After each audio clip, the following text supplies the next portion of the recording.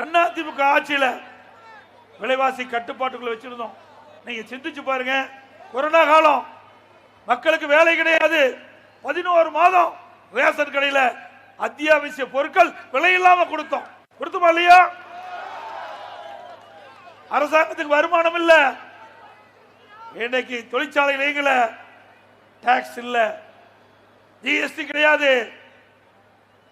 அது மட்டுமல்ல, பெட்ரோல் டீசலுக்கு வருகின்ற வரி கிடையாது, ரோட் டாக்ஸ் கிடையாது, பத்திரப்பதிவு வரி கிடையாது.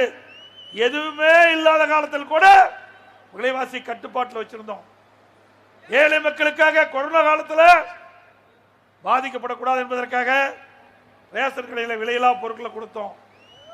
அது மட்டுமல்ல, கொரோனா காலத்தில் அம்மா உணவகத்தில் 3 வேளை சுட சுட ஏழை மக்களுக்கு உணவு அளித்த அரசாங்கம் இந்தியாவிலேயே அதிமுக அரசாங்கம்.